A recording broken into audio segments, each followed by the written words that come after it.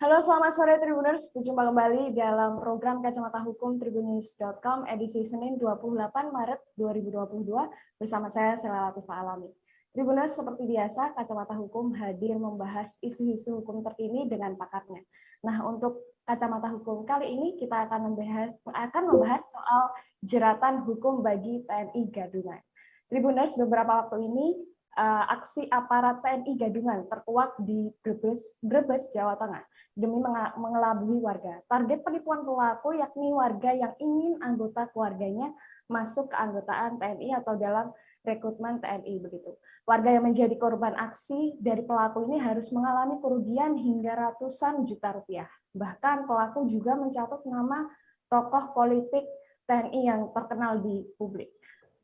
Kasus semacam ini tak hanya terjadi dalam 1-2 kali Tribuners, jadi ada beberapa, tapi tidak hanya menyangkut TNI, tapi juga ada yang menyangkut institusi lain seperti Polri begitu.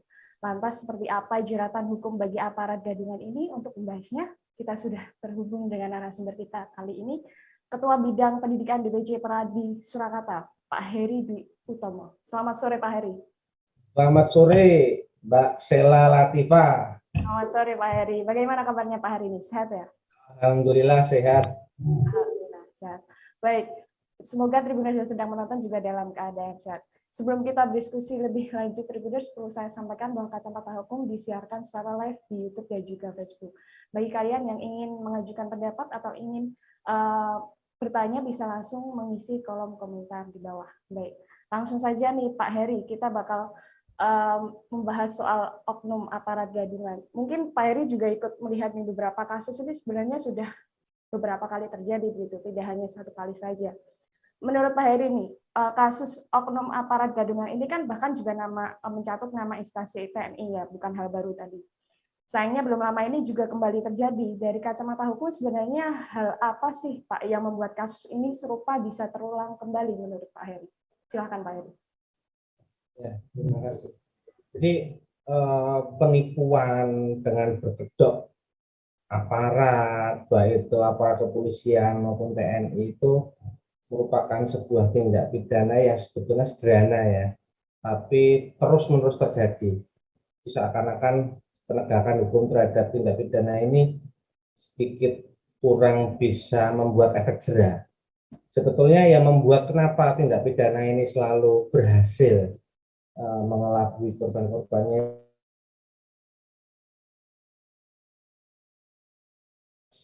karena sebuah prestis ya, sebuah jabatan kebanggaan. Siapa sih yang nggak bangga ketika punya tunangan atau punya pacar yang itu berpangkat perwira, baik itu perwira TNI maupun perwira kepolisian, yang notabene jabatan itu kan jabatan yang menjanjikan kesejahteraan. Jadi kenapa korban itu selalu dan umumnya wanita korbannya, mayoritas itu wanita. Karena apa? Karena wanita itu merasa bahwa jabatan atau profesi seorang polisi dan TNI itu merupakan sebuah profesi yang patut dan layak dibanggakan, baik itu untuk keluarganya maupun untuk masyarakat. Itu kenapa hal-hal seperti itu akan mempengaruhi kewaspadaan dari korban. Jadi ketika korban melihat sosok seorang yang memakai seragam kepolisian, memakai seragam TNI, dan berbicara layaknya seorang aparat penegak hukum, para korban itu sudah tidak mau lagi, sudah tidak berpikir lagi untuk meneliti atau untuk mengobservasi ini sebetulnya aparat asli atau tidak. Karena yang terpikir di benaknya ya tadi itu jaminan masa depan, terus sebuah kebanggaan nanti di masyarakat, di kalangan saudara-saudara. Karena profesi-profesi yang ditiru, digadungkan itu pasti profesi dengan perolehan pendapatan yang besar.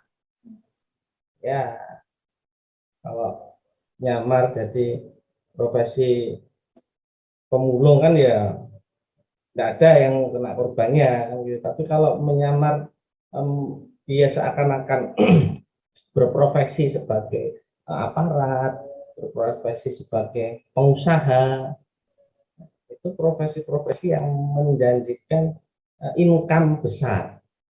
Jadi ketika janji-janji itu sudah terlihat di mata korban, ya sudah, korban mau saja untuk menuruti apa yang dikatakan oleh pelaku tersebut. Terima kasih sudah nonton.